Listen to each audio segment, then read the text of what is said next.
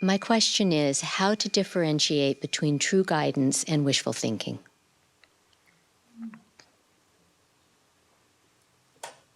Yes. And perhaps your question means whether to believe in thoughts that come into your head. Okay, thank you. Do you have an example, perhaps, of something happened recently?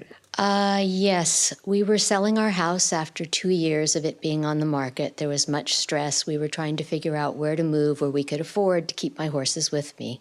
And I searched the whole country and thought maybe Portland, Oregon would be good. It added up on paper, and I thought, okay. And it felt really, really good inside. And I had friends up there. So we went up there, and it did not feel right when we went up there. And I was so convinced that this was the right place to go, and it was not. So, delusion or... So when you went there, you realized this is not the place for me. Right. When I was there in the place, I just went, this is not the right place for us. Was it raining? No. It was actually 95 degrees. We were there. It was beautiful. But it did not feel right. Yes. Okay. Thanks. So. Yeah. Well, the mind can often create an image of something or somebody and believe it to be reality. A more drastic example of this is somebody I know. Of course, this probably happens to many people these days. He likes to spend time on the little screen, internet, and he was looking for women to relate to have a love relationship with, and he found one, and they started writing to each other every day over several months. Well, he was up north and she was in California, so they didn't meet for a long time. And in his mind, her image grew and grew, and he almost felt he was beginning to fall in love with her. Of course, he had never met her, so obviously falling in love with her was the image he had created in his mind. And he came to me a few times and I said, you have got to meet her. There's no point in even talking about it. Because he wanted to talk about his relationship. He didn't have a relationship, except with some thoughts in his mind. And finally, they met, and that was the end of it.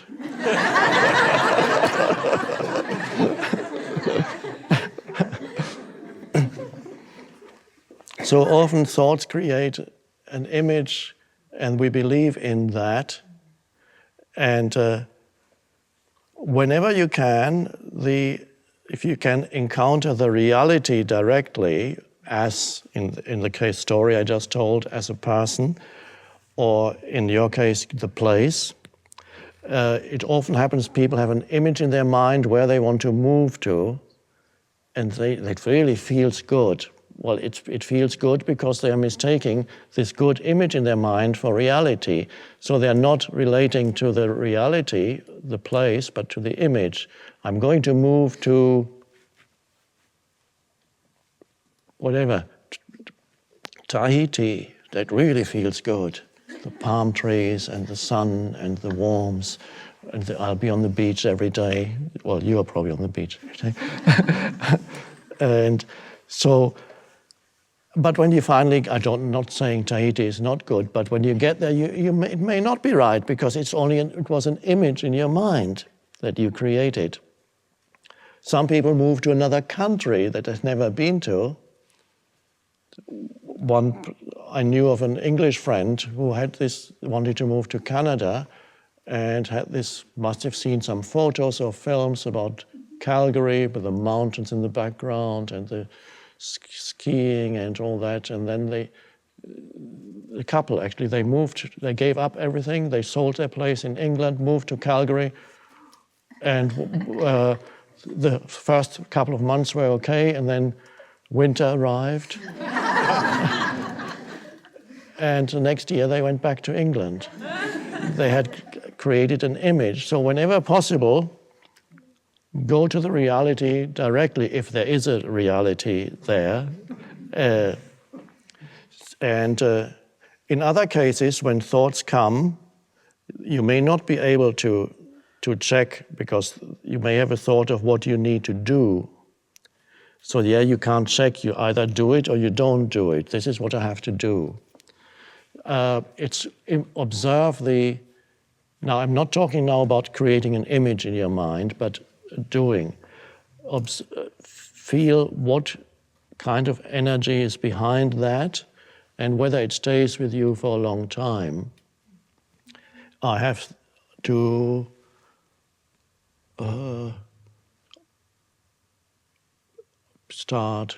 I have to, whatever it is, breed dogs or whatever. This is what I really want to do. But the question is, there you can, have you had a lot of contact with dogs, or is it just an image? Some people say, oh, I want to become a concert pianist. I want to become a writer. Really feels good. I want to become a writer. Okay. Have you read literature, books? Yes, I have 5 books at home.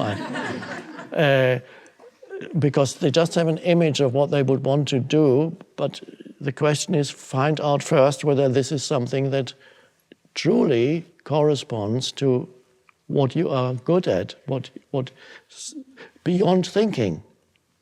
You have to step beyond thinking to see whether this is right for you, rather than an image in your mind. I want to be an actor. Well, can you act? That's the first question. Well, not that doesn't hinder some famous actors, but it helps if you can.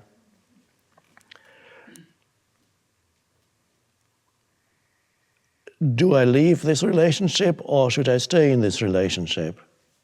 Okay. And some people spend years staying in the relationship, thinking, should I leave? Should I stay?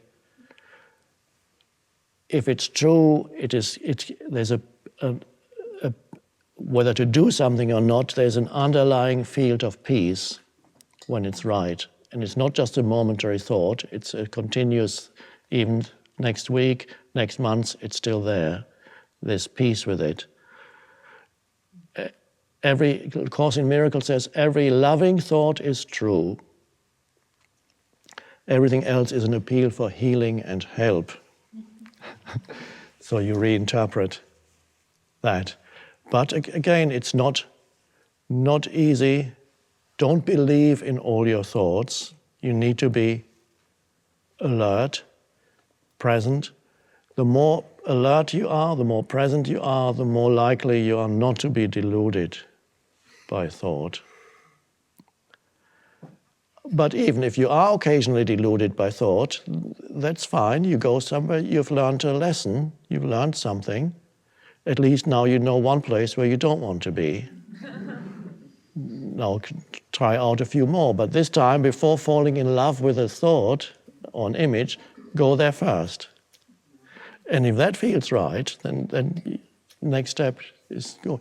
So touch the reality beyond thought.